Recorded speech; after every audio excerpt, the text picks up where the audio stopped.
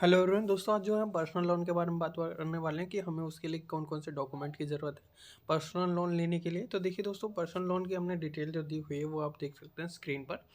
देखिए डॉक्यूमेंट की जो ज़रूरत है वो हमें चाहिए। Document required for personal loan, identity proof. तो देखिए आइडेंटिटी प्रूफ में कौन कौन सी चीज़ें आती हैं।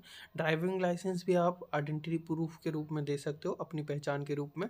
पासपोर्ट कॉपी भी दे सकते हो, वोटर आईडी कार्ड की भी दे सकते हो कॉपी, पैन कार्ड की भी दे सकते हो, पैन कार्ड भी दे सकते हो, वो खुद कॉपी कर लेंगे। Central state government ID card ये भी आप दे सकते हो। देखिए एड्रेस प्रूफ की भी ज़रूरत पड़ती है, तो एड्रेस प्रूफ के रूप में आप क्या क्या दे सकते हो। पासपोर्ट कॉपी दे सकते हो, photo, driving licence with date of birth, voter ID card दे सकते हो, इलेक्ट्रिसिटी बिल दे सकते हैं, टेलीफोन बिल दे सकते हो, और leave and licence agreement copy दे सकते हो।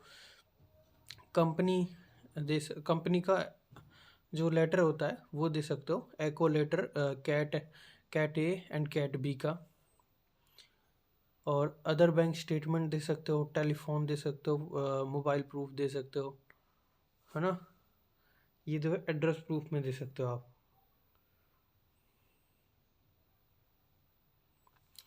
अच्छा, बैंक स्टेटमेंट की ज़रूरत पड़ती है, तो उसमें जो है बैंक स्टेटमेंट ग्रेटर देन होना चाहिए या इक्वल टू होना चाहिए 6 मंथ के।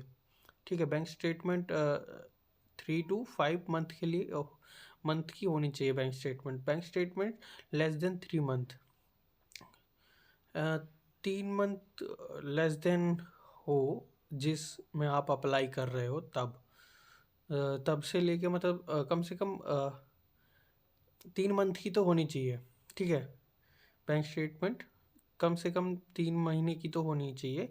और इनकम प्रूफ में आप देख सकते हो फॉर्म 16 दे सकते हो, मतलब फॉर्म नंबर 16।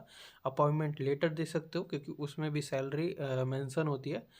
सैलरी स्लिप दे सकते हो लास्ट 3 मंथ्स के, और आईटी रिटर्न्स दे सकते हो लास्ट 2 ईयर्स के, है ना। 2 साल के पिछले रिटर्न्स दे सकते हो, 3 महीने पिछले सैलरी स्लिप दे सकते हो, अपॉइंटमेंट लेटर दे सकते हो, और फॉर्म नंबर 16 दे सकते हो। देखिए ये एलिजिबिलिटी की हमने जो सिचुएशंस हैं ये बताई हैं। अभी देखिए the following people are eligible to apply for a personal loan. तो देखिए जो बंदे कंपनी में काम करते हैं, है ना, employ of private limited companies, जो प्राइवेट कंपनी में काम करते हैं वो अप्लाई कर सकते हैं पर्सनल लोन के लिए। या एम्प्लॉय फ्रॉम पब्लिक सेक्टर, जो पब्लिक सेक्टर से हैं, ठीक है, including central state and local bodies.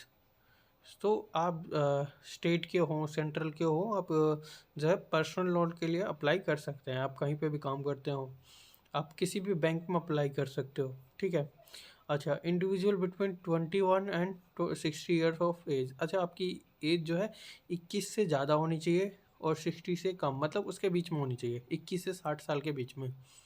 अच्छा, individual who have had a job for at least 2 years, और जॉब कम से कम 2 साल तो आपको जॉब लगे हुए होनी चाहिए कम से कम, है ना, with A minimum of 1 year with the current employer. तो अब आप करंट एम्प्लॉय जो है 1 साल का होना चाहिए with A minimum of 1 year with the current employer. ठीक है।